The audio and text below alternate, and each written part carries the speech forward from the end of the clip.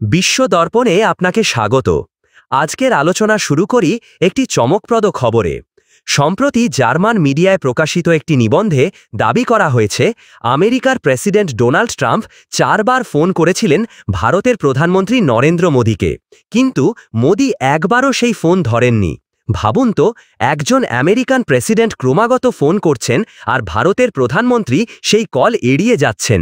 এই শিরোনাম ভারতীয় সোশ্যাল মিডিয়ায় ইতিমধ্যেই ভাইরাল, আর সেই সঙ্গে জার্মানরাও আলোচনা করছে। কেন এমন হলো? এর পেছনে কি বার্তা লুকিয়ে আছে? জার্মান মিডিয়ার এই রিপোর্টে বলা হয়েছে প্রধানমন্ত্রী মোদী ইচ্ছাকৃতভাবেই ট্রাম্পের কল ধরেননি, কারণ মোদী ফোন কূটনীতিতে বিশ্বাসী নন। ট্রাম্প অনেক সময় ফোনালাপ ফাঁস করে দেন, টুইটারে বা মিডিয়াতে তা ঘুরে বেড়ায়। যেমন ভিয়েতনামের সঙ্গে মার্কিন বাণিজ্য আলোচনাকে তিনি ফাঁস করে দেন। মোদীর দৃষ্টিতে এত বড় রাষ্ট্রীয় সিদ্ধান্ত টুইট বা ফোনে চুক্তি করে নেওয়া ঠিক নয়। এখানেই ভারতের দৃঢ় অবস্থান স্পষ্ট। আমাদের পররাষ্ট্র নীতি কোনো হঠাৎ চাপ বা ফোন কল দিয়ে নির্ধারিত হবে না। পৃথিবীর অনেক দেশ, যেমন জাপান বা দক্ষিণ কোরিয়ার মতো দেশ, মার্কিন চাপ এলে প্রায়ই নতি স্বীকার করে।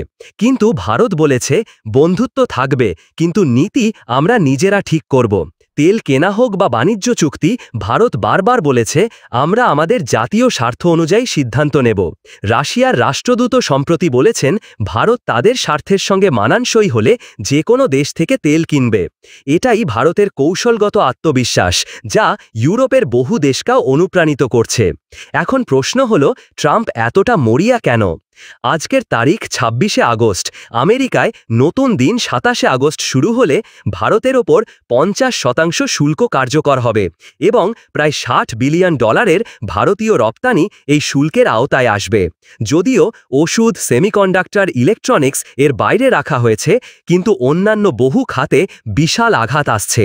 ভারত আর ব্রাজিল এখন আমেরিকার সর্বোচ্চ শুল্ক আরোপিত দেশ। এমন পরিস্থিতিতে অন্য কোনো দেশ হলে হয়তো ফোন ধরত, বলতো চলুন আলোচনা করি, কিন্তু ভারত স্পষ্ট জানিয়ে দিল আমরা মাথা নত করব না। ভারতের এই অবস্থান যুক্তরাষ্ট্রের কাছে নতুন এক অভিজ্ঞতা। ওয়াশিংটনের অভ্যস্ত কৌশল হল চাপ সৃষ্টি করা, বাজারে প্রবেশাধিকারের লোভ দেখালো আর ফোনে ফোনে চুক্তি সেরে ফেলা। কিন্তু ভারতের ক্ষেত্রে সেটা একেবারেই কাজ করছে না। জার্মান নিবন্ধ স্পষ্ট লিখছে ভারতের কৌশলগত প্রাসঙ্গিকতা এতটাই বেড়েছে যে মার্কিন চাপ আগের মতো কার্যকর নয়। 31শে জুলাই 2025 ট্রাম্প একটি টুইটে বলেছিলেন India and Russia both have dad economies, অর্থাৎ ভারত ও রাশিয়ার অর্থনীতি মৃত। এই বক্তব্যে প্রধানমন্ত্রী মোদী সত্যিই ক্ষুব্ধ হন, কারণ বাস্তবে ভারত আগামী কয়েক বছরের মধ্যেই বিশ্বের তৃতীয় বৃহত্তম অর্থনীতিতে পরিণত হতে চলেছে। একদিকে বিশ্বের অর্থনীতিবিদরা ভারতের প্রবৃদ্ধি নিয়ে প্রশংসা করছেন, অন্যদিকে ট্রাম্প সেটিকে ড্যাড ইকোনমি বলছেন। এই মন্তব্যই দুই নেতার সম্পর্ক আরও অবনতির বড় কারণ। আরও একটি গুরুত্বপূর্ণ দিক হল আমেরিকার ইন্দো প্যাসিফিক স্ট্র্যাটেজি, যেখানে ভারতকে কেন্দ্রীয় ভূমিকায় ভাবা হয়েছিল, সেটি ভেঙে পড়ছে। চীনকে নিয়ন্ত্রণ করার মার্কিন পরিকল্পনা বাস্তবে জমেনি। উল্টোটা দেখা যাচ্ছে, ভারত চীন সম্পর্ক ধীরে ধীরে উন্নতির দিকে যাচ্ছে। এটা কোনো স্বল্পমেয়াদী খেলা নয়, এটা কৌশলগত দীর্ঘমেয়াদী পরিবর্তন। ভারত ও চীন দুদেশই বিশ্ব শিল্প প্রবৃদ্ধি ও বৈশ্বিক প্রভাব বাড়ানোর দিকে নজর দিচ্ছে, অর্থাৎ মার্কিন কৌশলের বাইরে গিয়ে ভারত নিজের পথ বেছে নিচ্ছে। এখন সামনে আরেকটি বড় মঞ্চ। 31শে আগস্ট প্রধানমন্ত্রী মোদী যাবেন চীনে, শি জিনপিংয়ের আতিথেয়তায় SCO শীর্ষ সম্মেলনে। সেখানে থাকবেন ভ্লাদিমির পুতিন, থাকবেন পাকিস্তানের শাহবাজ শরীফও। খবরে বলা হচ্ছে শি জিনপিং নিজে মোদীকে বিশেষভাবে স্বাগত জানাবেন। ভাবুন তো, একই মঞ্চে শি জিনপিং, মোদী আর পুতিন, 3 বিশ্ব নেতা। প্রশ্ন উঠছে এই ছবিটা দেখে ডোনাল্ড ট্রাম্প কি মন্তব্য করবেন, কারণ এমন দৃশ্য তার কূটনৈতিক কৌশলের ব্যর্থতার প্রতীক হয়ে দাঁড়াবে। তাহলে সারমর্ম কি দাঁড়ালো? একদিকে মার্কিন প্রেসিডেন্ট মরিয়া হয়ে ফোন করছেন, অন্যদিকে ভারত দৃঢ়ভাবে নিজের অবস্থান ধরে রেখেছে। জার্মান মিডিয়া স্পষ্ট লিখছে এই দৃঢ়তাই আজ ভারতের কৌশলগত শক্তি।